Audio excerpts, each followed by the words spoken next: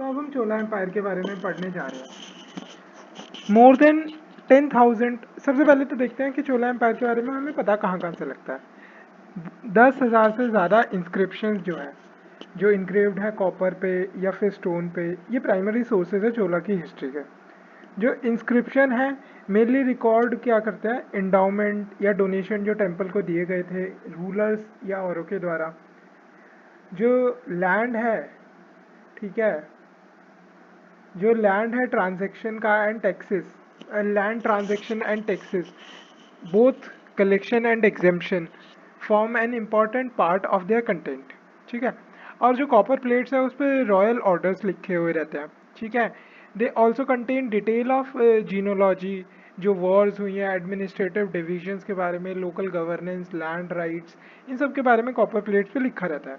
ठीक है, जो लिटरेरी सोर्स हैं जैसे कि तमिल लिटरेचर, वो भी इस टाइम पे ना बड़ी फ्लोरिश हुई है। अब जो rise in bhakti saints and compilation of the hymn, ठीक है, reflect socio cultural features of that period. ठीक है, मुरा मूवरुला and Kamba Ramayana the great epic, वो भी इसी पीरियड के हैं। ठीक है, ये नाम हम बाद में भी पढ़ेंगे, मूवरुला एंड कंबा रामायण। ठीक है, तो क्या सोर्सेज हमने पढ़े, फिर से रिवाइज करो। एक तो हमने इंस्क्रिप्शंस पढ़े, इंस्क्रिप्शन दो पे हो सकते हैं, कॉपर स्टोन पे। ठीक है, जो इंस्क्रिप्शंस हैं उनमें क्या है, इंडाउमेंट्स लिखी हैं जो कि टेम्पल्स को दी गई है, इंडाउमेंट डोनेशन, लैंड ट्रांजेक्शन और जो भी टैक्सेस वगैरह लगे हैं वो सब। कॉपर प्लेट्स पे रॉयल ऑर्डर्स लिखे हुए हैं, वॉर्स, जीनोलॉजी, इन सब के बारे में डिटेल है, लोकल गवर्नेंस, इन सब के बारे में। फिर तमिल लिटरेचर भी एक बड़ा अच्छा सोर्स है, भक्ति मूवमेंट उस टाइम पे राइज हुई थी, तो भक्ति सेंट्स के जो भी कंपाइलेशंस है वो बड़ा अच्छा रिसोर्सेज है। ठीक है, मूवरुला एंड कंबा रामायण भी अच्छे सोर्सेज हैं। अब पॉलिटिकल हिस्ट्री के बारे में सबसे पहले हम पढ़ेंगे। जो रिकॉर्ड हमारे पास है ना आफ्टर द संगम एज, वो शो करता है कि जो चोलास थे वो सबॉर्डिनेट थे किसके, पल्लवास के सबॉर्डिनेट्स थे कावेरी रीजन में। जो द री इमर्जेंस ऑफ द चोलास हुआ ना, वो बिगिन होता है विजयाला के साथ। विजयाला चोला किंगडम जो स्टैब्लिश करा था विजयाला ने किया था 1850 से 18 नहीं 850 से लेके 871, सिटी ऑफ तंजौर में करा था। ठीक है, 850 में स्टैब्लिश हुआ चोला kingdom. began with Vijayala, Chola kingdom began with Vijayala, conquering Kaveri Delta from Muttarayar, Muttarayyar, मुत्तरैयर ने से मुत्तरैयर से विजयाला ने क्या किया था, कावेरी डेल्टा कनकर किया था। 1850 में चोला किंगडम स्टैब्लिश हो गया था। हिज इलस्ट्रस सक्सेसर्स, जो अपने विजयाला के ना, उसने स्टार्टिंग फ्रॉम परंतका वन 1907 से उसके कुछ अच्छे सक्सेसर्स आने शुरू हुए, जो कि एक परंतका वन भी था। ठीक है, तो कुलोटुंगा 3, परंतका 1 टू कुलोटुंगा 3 कितने ईयर्स हैं लगभग ये, लगभग ये जो है 1907 से 1216, कम से कम 300 सालों की बात ये चल रही है। ठीक है, broad glory and fame to the Cholas, Parantaka 1 to Kulottunga 3। अब कुछ रूलर्स इनके देख लेते हैं, जैसे परंतका चोला के बारे में देखते हैं। इसने tone for the expansion Chola kingdom की ना वो सेट करी, इसने गवर्नेंस का बेस भी ब्रॉडन किया। अब ही suffered a defeat at the hand of the Rashtrakutas. ठीक है, बैटल ऑफ तकोल्लम में परंतका चोला की क्या होती है, डिफीट होती है। ही इशूड, इनका एक ये इंस्क्रिप्शन बहुत फेमस है, उत्तरा मेरुरु, उत्तरा मेरुरु इंस्क्रिप्शन बड़ा फेमस है परंतका चोला का। ये डिटेल्स देता है local self bodies, governance bodies के बारे में। राजराजा 1 और राजेंद्र 2 के बारे में हम पढ़ेंगे, ये बड़े इंपॉर्टेंट रूलर्स है। परंतका चोला के बारे में हमने पढ़ लिया। 1985 से 1014, इसका ईयर्स याद रखने की कोशिश करेंगे, 1985 से 1014। ठीक है, जब नया वो आने वाला होता है ना, नया क्या कहते हैं उसे, 1000 ईयर्स के बाद वो आने वाला होता, तब ये राजा राजा राजा वन थे। मोस्ट सेलिब्रेटेड चोला किंग है एक तो ये। उनके जो नेवल एक्सपीडिशंस है ना, और जो विक्ट्रीज हैं, वेस्ट कोस्ट पे ले लो, या फिर अपना श्रीलंका में ले लो, या फिर जो उन्होंने मालदीव्स कंकर करा, इसके कारण वो one of the most famous Chola है। द मिलिट्री विक्ट्रीज जो राजा राजा वन की थी ना ओवर श्रीलंका, उसने led to the its northern and eastern जो पोर्शन था coming under the direct control of the Chola territory. Chola Chola authority के अंदर डायरेक्टली कंट्रोल में आया, और उन्होंने इस नॉर्दर्न पोर्शन को ना श्रीलंका के बोला ममीदी गोंडा चोलापुरम चोला मंडला ममीदी गोंडा चोला मंडलम ममीदी गोंडा चोला मंडलम। ठीक है, राजा राजा वन ने वो सक्सेसफुल थे एक्सपेडिशन में of western and eastern Chalukyas के भी। ठीक है, अब वेस्टर्न चालुक्यास को चालुक्यास ऑफ कल्याणी भी कहते हैं, ईस्टर्न चालुक्यास को चालुक्यास ऑफ वेंगी भी कहते हैं। ठीक है, और उन्होंने इंस्टॉल करा शक्ति वर्मा ऑन वेंगी थ्रोन। ठीक है, शक्ति वर्मा, उन्होंने वेंगी के थ्रोन पे शक्ति वर्मा को बिठा दिया। उन्होंने डिफीट करा चेरस को बैटल ऑफ कंदनूर सलाई। एक बैटल ऑफ तकोल्लम हमने परंतका चोला में देखी थी, बैटल ऑफ कंदनूर सलाई हमने देखा कि चेरास को डिफीट करा।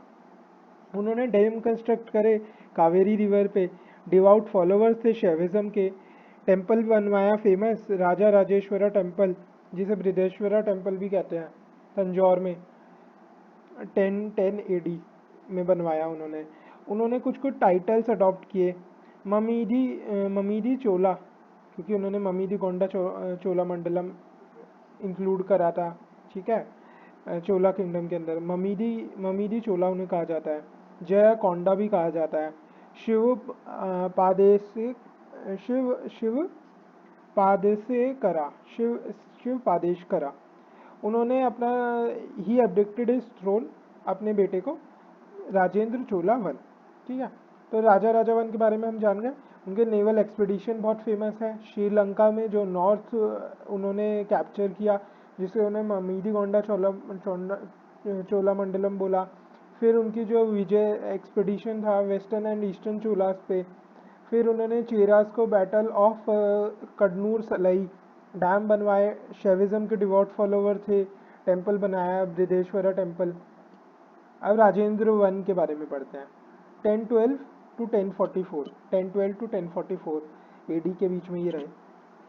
ठीक है, मोस्ट स्ट्राइकिंग मिलिट्री एक्सप्लॉइट करी उन्होंने अपने असेशन के बाद by his expedition to the north India. ठीक है, ये सब यहाँ पे पढ़ रहे हैं। उन्होंने मोस्ट स्ट्राइकिंग मिलिट्री एक्सप्लॉइट करी expedition to the north India.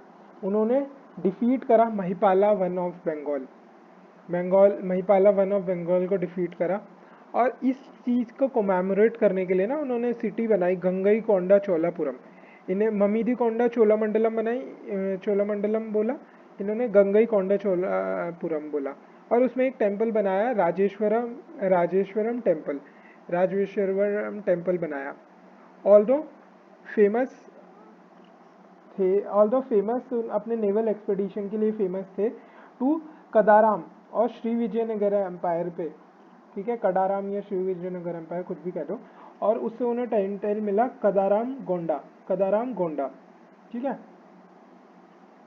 अब बाकी वो बे ऑफ बंगाल को क्या कहते थे, चोला मंडलम कहते थे।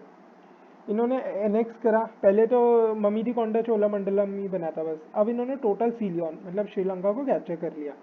उन्होंने इस्टेब्लिश करे एजुकेशनल इंस्टीट्यूशन अपने एम्पायर में, और इसीलिए उन्हें टाइटल मिला Pandit Chola. After his death his 3 successors बड़े शॉर्ट टर्म्स में मारे गए। अब हम देखेंगे कुलाठोंगा चोला वन, इनके बारे में हम थोड़ा सा देखेंगे। ये राजेंद्र चोला जो थे ना, राजेंद्र वन चोला, उनके ग्रैंडसन थे, और इन्होंने चोलास की जो लेगेसी थी उसको मेंटेन करा। इन्होंने बहुत सारे टैक्स एबॉलिश करे, इसीलिए इन्हें टाइटल ऑफ संगम तवीर था, ये टाइटल ऑफ संगम तवीर था इन्हें कहा जाता है। ठीक है, he sent trade embassies to China, China में भेजी ट्रेड एम्बेसीज टू चाइना, ठीक है। यूनाइट करा उन्होंने वेंगी किंगडम, यूनाइट करा उन्होंने वेंगी किंगडम, यूनाइट करा Vengi kingdom, Vengi kingdom, Vengi kingdom embassies to China, Sangam तविर था, ठीक है। संगम तविर था वेंगी किंगडम, संगम तविर था Vengi kingdom embassy to China. He was contemporary of Ramanujacharya के कंटेम्प्रेरी थे, ठीक है।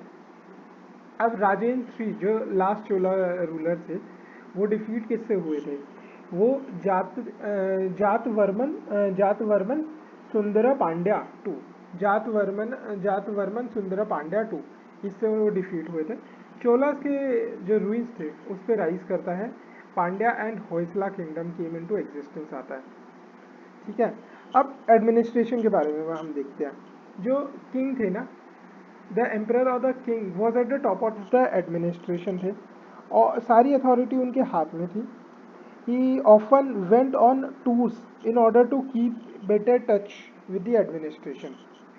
अब जो ब्राह्मण्स थे एज स्पिरिचुअल परसेप्टर और राजगुरुज चोला एम्पायर में ऐसे अपॉइंट किए जाते थे, स्पिरिचुअल परसेप्टर और राजगुरुज के तौर पे। राजा राजा राजावन एंड राजेंद्र वन जो थे उनके जो राजगुरुज थे, names of the rajagurus and Sarva Shivas in their inscription, इन दोनों ने मेंशन कर रखे हैं अपने राजगुरुज, ठीक है। अपॉइंटेड ब्राह्मण्स एज स्पिरिचुअल परसेप्टर्स और राजगुरुज, ठीक है। अब जो चोला किंगडम था उसने ह्यूज स्टेट ग्रांट करी थी, ग्रांट करते थे ब्राह्मण्स को, जिसे ब्रह्मादेयम कहते थे या ब्रह्मादेयम कह देते थे, या फिर कटुर्वेदी मंगलम, कतुर्वेदी जैसे चतुर्वेदी होता है ना, ऐसी कतुर्वेदी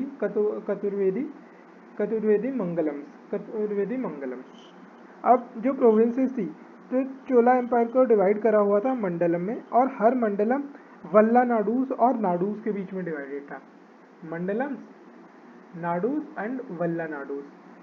हर नाडू में नंबर ऑफ ऑटोनोमस विलेजेस होते थे, जो रॉयल किंग और ऑफिसर्स होते थे उनको, जो मंडलम्स थे ना उनका चार्ज दे दिया जाता था।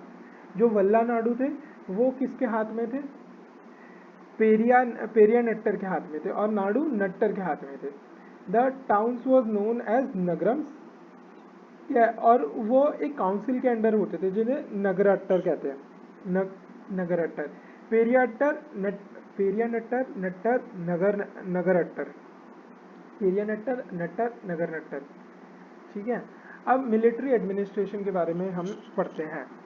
जो चोलास थे ना उनकी एक लार्ज आर्मी हुआ करती थी जिसमें इन्फेंट्री होती थी, कैवलरी होती थी, एलिफेंट्स होते थे, which were called the three limbs of the army ने कहा जाता था।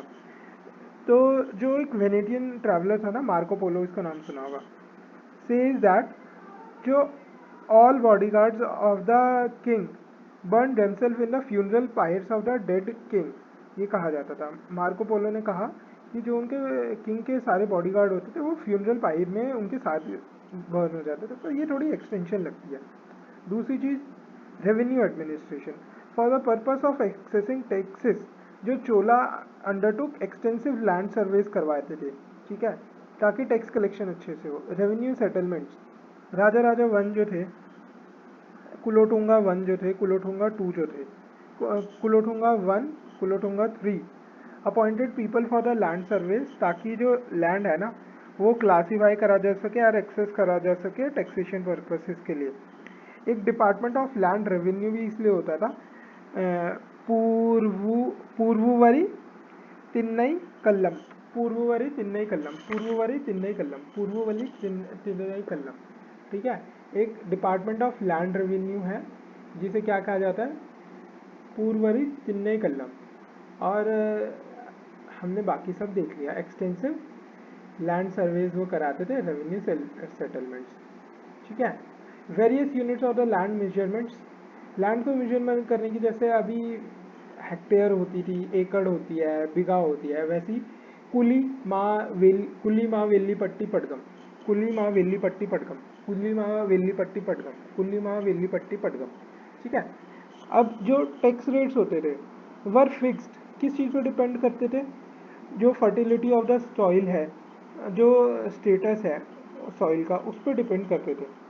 Beside land revenue there were tolls and customs on goods, अगर एक जगह से दूसरी जगह ले जा रहे हैं उन पर टोल्स और कस्टम्स भी लगते थे। Various kind of personal tax भी थे, ठीक है। Duties levied on ceremonial occasions, marriage, judicial fines, इन सब पे ड्यूटी भी लगती थी, ठीक है, जैसे आज होता है। जो लोकल एडमिनिस्ट्रेशन है, there were two types of villages, local administration की अब बात कर रहे हैं हम। एट द लोकल लेवल जो चोला एम्पायर में ना, the one two types of villages है लोकल लेवल पे। One type of villages consisted of the people from different caste, ठीक है, and the assembly which ran this type of the villages call, अगर different caste है ना, villages people from different caste, ठीक है, तो उस विलेज को कहा जाता है उर, उसकी उस विलेज की असेंबली को कहा जाता है असेंबली कॉल्ड वॉज कॉल्ड उर। एक second type of the villages है जो अघरा टाइप ऑफ विलेजेस होते हैं, सेटल्ड बाय ब्राह्मण्स, इनमें mass of the land was rent free होता है, ठीक है। The assembly of this agrahara type of villages, वो क्या होती है, एक गैदरिंग होती है जो एडल्ट ब्राह्मण्स होते हैं ना, विलेज एडल्ट मेन होते हैं ब्राह्मण विलेज में, उसकी उसे सभा या महासभा भी कहते हैं। तो हमने देखा कि एक तो उर असेंबली है, उस केस में जब जो विलेज के पीपल है वो डिफरेंट कास्ट के हैं, एक कोई विलेज जो है केवल ब्राह्मण्स के द्वारा स्थापित करा गया है, जिसमें जो लैंड है वो रेवेन्यू फ्री है, रेंट फ्री लैंड है, तो उस केस में जो वो होती है ना अपनी सभा, जिसमें एल्डर मेन आते हैं, तो उसको सभा या महासभा कहते हैं। These villages enjoyed a large measure of autonomy. Of course, ये तो enjoy करेंगे। The affairs of the village was managed, जो विलेज के अफेयर्स है वो एक एग्जीक्यूटिव कमेटी मैनेज करती है, जिसमें educated person owning property elect होते हैं।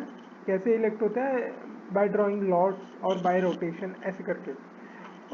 हमने पहले देखा था परंता का वन्य उत्तर मेरू इंस्क्रिप्शन उसमें लिखा हुआ था, ठीक है, हमने कहाँ देखा था, उत्तर मेरू इंस्क्रिप्शन हमने देखा था यहाँ पे, जिसमें लोकल सेल्फ बॉडीज के बारे में बताया जाता है। अब उत्तर मेरू इंस्क्रिप्शन जो परंतका चोला ने स्टैब्लिश किया था, वो इन कमिटीज़ के जो इलेक्शंस है ना उसके बारे में भी बताता है। अब चोला एम्पायर में religion, society, literature, architecture etcetera के बारे में पढ़ते हैं। जो चोला रूलर्स थे वो मेनली तो शिवाइट थे, ठीक है। शिव जो थे वो प्रिमिनेंट गॉड थे चोलास के, और वो दो फॉर्म्स में पूजे जाते थे, एक तो है लिंगोद्भवा, दूसरी है नटराज के आइडल्स, ठीक है, जो कि ह्यूमन फॉर्म थी। तो highly involve philosophical system a highly evolve philosophical system called Shiva Siddhanta. Philosophical system जैसे होते हैं ना, जैसे अलग अलग फिलोसफी थी, अद्वैता, वेदांता, ये वो, ऐसी ही फिलोसफिकल सिस्टम था जो हाईली डेवलप था, शिव शिव सिद्धांता, वो इस पीरियड में फॉलो किया जाता, वो इस पीरियड में फाउंड हुआ था शिव सिद्धांता। ऐसी कुलाठुंगा चोला जो थे वो आर्डेंट शेवाइट थे, ठीक है, उन्होंने इतने वो आर्डेंट शिवाइट थे कि उन्होंने परसिक्यूट करा वैष्णवाइट्स को, और जो भक्ति सेंट थे ना रामानुजाचार्य, उनको श्री रंगम छोड़ के भागना पड़ गया था, ठीक है, और वो फिर मेलकोट कर्नाटका में से वो हुए, सेटल हुए। अब सोसाइटी के बारे में पढ़ते हैं। आर्यनाइजेशन कंसोलिडेट हो चुका था इस समय तक, संस्कृताइजेशन स्टार्ट हो चुका था चोला टाइम से, ठीक है। तो इसमें क्या होता था, लोअर क्लास इमिटेट कर रहा था तो अपर क्लास को। जो कास्ट सिस्टम था वो वाइडली प्रिवेलेंट था। डिवीजन ऑफ कास्ट था दो मेजरली, किसमें, इडंगई एंड वडंगई, इडंगई वडंगई। सीरियस क्लैश होते थे शेवाइट्स और वैष्णवाइट्स में, जैसे अभी हमने देखा कुलाठुंगा चोला तो परसिक्यूट भी कर रहा था। सती की प्रैक्टिस जो थी वो सेक्रेड मानी जाने लगी थी, और देवदासी सिस्टम भी प्रैक्टिस में आ चुका था। अब लिटरेचर के बारे में देखते हैं। तमिल और संस्कृत लिटरेचर फ्लोरिश हो रही थी चोला के टाइम में। तमिल लिटरेचर की तो गोल्डन एज थी। कुछ तमिल लिटरेरी के जो वर्क्स थे, जैसे कंबन रामायण, कंबन रामायण कलादम, कंबन रामायण कलादम, ठीक है, पेरिया पूर्णम, पेरिया पूर्णम, पेरिया पूर्णम, तिरु तिरुथन दर पूर्णम, तिरुथन दर पूर्णम, पेरिया पेरिया पूर्णम, पेरिया पूर्णम, तिरु तिरुट्टू तोंडा तोंडार, तिरुटोंडर तिरुटोंडर पूर्णम, पेरिया पूर्णम, पेरिया पूर्णम, तिरुटोंडा पूर्णम, तिरुटोंडार पूर्णम, पेरिया पूर्णम, तिरुटोंडार पूर्णम बाय सेकिलार। नला वेनबा किसने लिखी थी? पुगलेंडी, पगलेंडी, नला वेम्बा पगलेंडी ने लिखी थी। ठीक है, ये नाम याद हुए। कंबा कंबन रामायण, कंबन रामायण तो बहुत फेमस थी। कंबन रामायण कलंदन कलंदनर ने लिखी थी। कला कलादनार कलादम कलादनार नलवेंबा पगलैंडी। ठीक है, कंबन रनायन कलादम, कंबन रनायन कलादम कलंदनार नलावेम्बा पगलैंडी। फिर ऐसी है केशव स्वामी, जो ठीक केशव स्वामी, उन्होंने संस्कृत वर्ग लिखा था नन्नारनवा समकेशवम। ठीक है, आर्किटेक्चर जो थे, हाँ आर्किटेक्चर जो थे। अब आर्किटेक्चर के बारे में पढ़ते हैं और चोला ब्रॉन्ज के बारे में पढ़ते हैं। आर्किटेक्चर जो चोला आर्ट था, so culmination of the Dravida temple art. क्या कल्मिनेशन था? द्रविड़ा टेम्पल आर्किटेक्चर जो था ना, उसका कल्मिनेशन था चोला आर्किटेक्चर। मोस्ट सोफिस्टिकेटेड बिल्डिंग इस टाइम में बनाई जा रही थी। ठीक है, जो चोलास थे वो फॉलो कर रहे थे जो आर्किटेक्चर स्टाइल पल्लवास ने शुरू किया था, deducting essential features of the Pallavas. ठीक है, जैसे कि लॉयन मोटिव्स हो गए for tigers, adding greater refinement. ठीक है, and were mostly involved in the construction of the temples. वो यूज कर रहे थे stones instead of the bricks because of the greater durability. Neatly detailed frescoes including bird dancing, figures, other pictorial stories from Puranas। जो temples थे उनमें गर्भगृह होता था, विमान होता था, शिखरा होता था। स्टोन वेटिंग 90 टन्स भी है रहा है बृहदेश्वरा टेम्पल में ना। जैसे तो मेटल आर्ट, नटराज की metal art, Nataraja at Chidambaram temple, lofty gates होते थे, मेटल आर्ट का यूज होता था। द्वार पालास होते थे एंट्रेंस में मंडप के। ठीक है, टेम्पल जो होते थे were covered with executed well compose sculpture and frescoes. Temples cover होते थे। जो गना होते थे वो एक मेमोरेबल, मोस्ट मेमोरेबल फिगर्स होते थे जो इस टाइम में बनाए गए। एक यजी होता था, ये एक रिकरिंग पैटर्न था जो कि एक स्कल्प्टेड माइथिकल एनिमल था। ठीक है, अब example including Brihadeeswara and विजयाला temples. Brihadeeswara विजयाला temples इनके एग्जाम्पल है। जो वाटर टैंक होता था इनमें, वो एक यूनिक फीचर। अब कुछ बृहदेश्वरा टेम्पल की डिटेल देख लेते हैं। ये ग्रैंड टेम्पल ऑफ द वो है। ठीक है, इसे राजा राजेश्वरा टेम्पल भी कहते हैं। ठीक है, वो हमने ऊपर देखा था। ठीक है, जब हमने राजा राजेश्वरा टेम्पल, बृहदेश्वरा टेम्पल भी कहते हैं इसे, 1010 में ये बनाया गया। अब उसके बाद बिल्ड बाय राजा चोला। ठीक है, अब इट हैज शेडोलेस विमान। इसकी जो खासियत है ना बृहदेश्वरा टेम्पल की, राजा चोला ने बनाया, और इसका जो विमान है उसकी कोई शेडो नहीं पड़ती। और जो विमान है वो 190 फीट बड़ा है पर उसकी कोई शेडो नहीं पड़ती। और वो कैप्ड है 80 टन के स्टोन से। इसमें इस टेम्पल में जो फिगर्स हैं, विष्णु लक्ष्मी, अर्धनारीश्वर, भिक्षुदना, इन सब की है। विष्णु लक्ष्मी, अर्धनारीश्वर, भिक्षुदना, इनके जो फिगर्स हैं। A mendicant form of Shiva भी है। ठीक है, on the outer wall of the sanctum, on the outer wall of the sanctum are some unique features. ठीक है, ये सारे figures on the outer wall of sanctum में जो कुछ यूनिक फीचर्स हैं। The fresco paintings, miniature sculptures, of the scene from Puranas and epics. ये temple walls पे बने हुए हैं, ठीक है। फ्रेस्को पेंटिंग्स है, मिनिएचर्स स्कल्पचर्स हैं जो कि सीन्स पुराण और एपिक्स से जो है ना हमारे उसमें बने हुए हैं। जो अब गंगई कोंडा चोलापुरम, ये किसने, राजेंद्र वन ने बनाई थी। कमेमोरेशन में बनाई थी जब उन्होंने नॉर्थ इंडिया में विजय प्राप्त करी थी, ठीक है। इन्होंने बिल्ड करा गंगई कोंडा चोलापुरम सेम मॉडल पे बृहदेश्वरा टेम्पल के। अब दरासुरम टेम्पल, राजा राजा टू ने राजा राजा राजा राजा टू ने अपना दरासुरम टेम्पल बनाया, ठीक है। ये एक अनदर टेस्टिमनी था अपना चोला आर्किटेक्चर की। अब बिना चोला के ब्रॉन्ज कल्चर डिस्कस करें तो चोला टॉपिक पूरा ही नहीं हो सकता। ये सिरे पेरदू और लॉस्ट वैक्स प्रोसेस होता था ना, जो मतलब इंडस वैली सिविलाइजेशन आईवीसी के टाइम से चला आ रहा है, ठीक है। Along with it was discovered the process of making alloy of the metals by mixing copper, zinc, tins, ठीक है, which is called bronze, ठीक है। मतलब ब्रॉन्ज के इस कल्चर्स हैं, ठीक है।